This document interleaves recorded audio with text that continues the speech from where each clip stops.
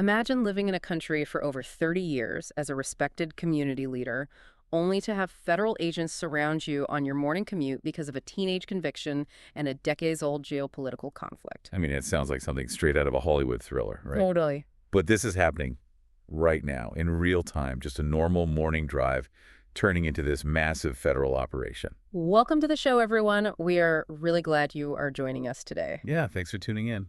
Our mission for this deep dive is to explore the intense, real-time collision between national security, immigration enforcement, and free speech in the United States. And we have a massive stack of sources to get through today to help us understand this. We really do. We are pulling from breaking news press releases from legal defense funds, official Department of Homeland Security error logs, a super detailed textbook on the structure of Hamas, and current reporting on campus protest organizations. It is a lot of ground to cover. It is, which means I need to make a very clear disclaimer right up front. We are going to explore highly charged political content today. This involves the current U.S. administration, the Israeli-Palestinian conflict, and federal terrorism laws. Right. Very sensitive topics. Extremely sensitive. So I want to make it crystal clear to you, the listener, that we are absolutely neutral here. We are not taking any political sides. Not at all. We are simply laying out the facts, the arguments, and the different viewpoints contained directly in our source material. That is so important to keep in mind because our goal is just to figure out what is actually happening under the hood here. Okay, let's unpack this. We need to start with the immediate news hook from this very week, April 2026. This shows you exactly why this matters right now. Yeah, the timing on this is incredible. On March 30th, a 53-year-old Palestinian man named Salah Sarsour left his home in Milwaukee. He's a prominent community leader. Right, he serves as the president of the Islamic Society of Milwaukee. Exactly. He owns local furniture stores. He is a grandfather.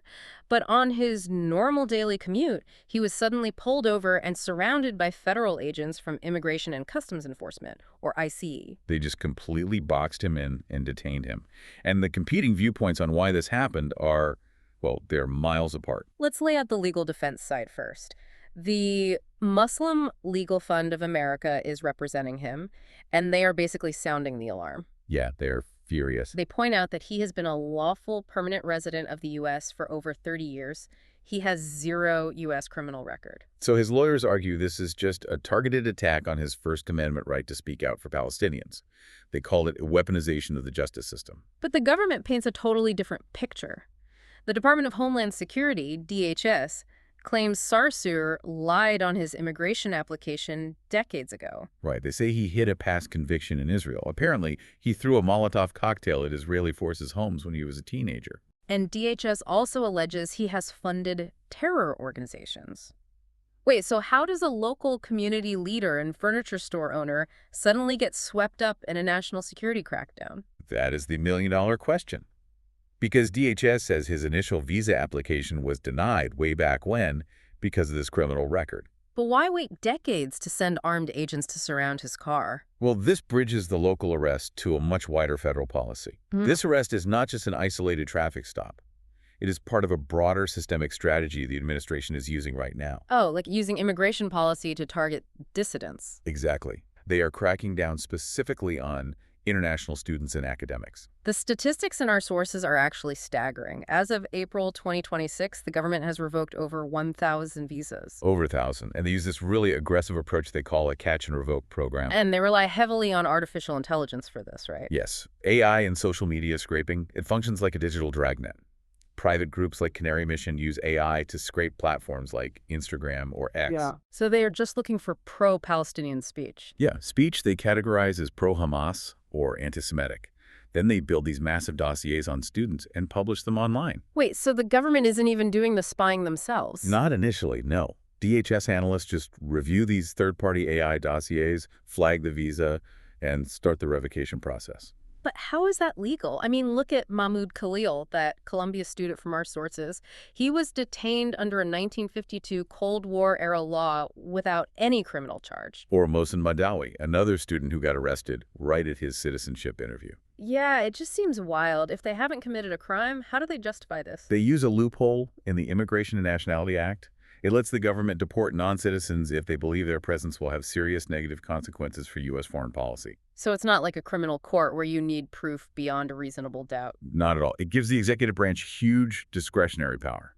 But this is sparking massive lawsuits, like AAUP v. Rubio. Right, the American Association of University Professors lawsuit. The federal judge in that case actually ruled that the administration's actions were a full-throated assault on the First Amendment. Yeah, Judge Young established a legal presumption that these revocations are direct retribution for protected speech. I hear the free speech argument, but aren't there legitimate national security concerns? The government claims they're looking for terror ties. We can't just ignore that. What's fascinating here is how the government justifies this historically. They are using Cold War-era laws to classify this modern speech as a legitimate foreign policy threat. So we really need to understand the DHS perspective here. Why are they so suspicious of these activists and charities? To understand that, we have to look at the historical structure of Hamas. We use Matthew Levitt's book on Hamas for this part. Right, the textbook from our sources. Yeah. Levitt explains that Hamas describes itself as one body with three wings. You have the political wing, the military wing, the Qassam brigades, and the social welfare wing, known as the Dawa. And the Dawa provides everyday services, right? Like clinics, schools, and food. Exactly. But historically, intelligence sources show the Dawa is also used to recruit new members, hide operatives, and funnel money to the military wing. Oh, wow. Yeah, just look at the 2002 Park Hotel bombing in Netanya. Abbas al-Sayed masterminded that attack. And he wore multiple hats, right? Yes. He was the overt political leader, going to community functions, but covertly, he ran the local terror cell. He used the charities to fund the bombers. So to put this in everyday terms, it's like a massive corporate conglomerate where the community outreach program, the PR department, and a Black Ops mercenary team are all secretly sharing the exact same bank accounts. That is a perfect analogy. And we saw this in the U.S. with the Holy Land Foundation. Right, the HLF. They were once the largest Islamic charity in the country. But they were designated a terror group in 2001 and convicted in 2008 for funding Hamas. Okay, so because terror groups have historically blurred the lines between charity and violence, the government views any related activist network with extreme suspicion today. Exactly. They assume a protest group might just be a front. Which brings us directly to today's campus battleground. Our sources, like the Jerusalem Post, report that modern pro-Palestinian campus organizations are being accused of ties to these historical networks. Yeah, they draw a direct line. For instance, the group American Muslims for Palestine, or AMP. The reporting says AMP has roots in the Islamic Association of Palestine, which the U.S. says spread Hamas propaganda. Right, so that puts AMP under a microscope immediately. And then you add the modern rhetoric on college campuses. The rhetoric is super intense right now. Very intense. Groups like Columbia University Apartheid Divest, or CUA, and Within Our Lifetime. Yeah, the sources highlight how leaders of these groups have posted statements comparing October 7th to the 1944 Jewish revolt at Auschwitz.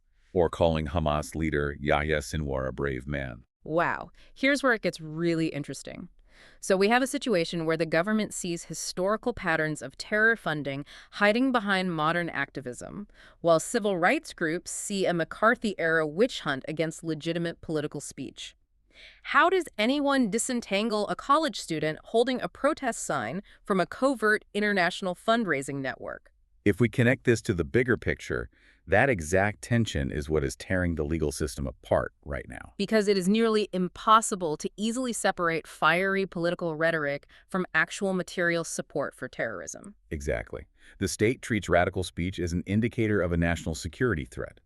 But civil rights lawyers argue the First Amendment protects offensive speech as long as there is no direct evidence of a crime. It is a massive tug of war. Okay, let's quickly summarize what we've covered today. It's been quite a journey. We started with an ICE raid in Milwaukee. Then we zoomed out to a nationwide campus crackdown where over 1,000 visas were revoked using AI. Then we dove back in time to look at the three-wing structure of Hamas and the Dawa network. And finally, we returned to the modern legal battles over free speech and campus rhetoric.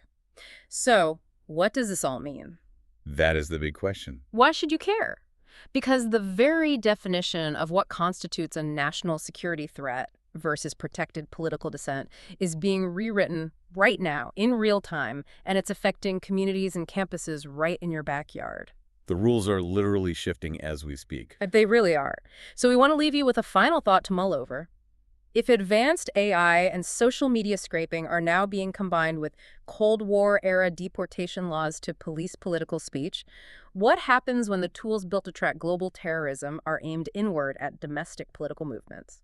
Could a simple like on a social media post eventually become grounds for exile? It's a terrifying prospect to think about. It definitely is. Thank you so much for joining us on this deep dive. We really appreciate you listening. See you next time.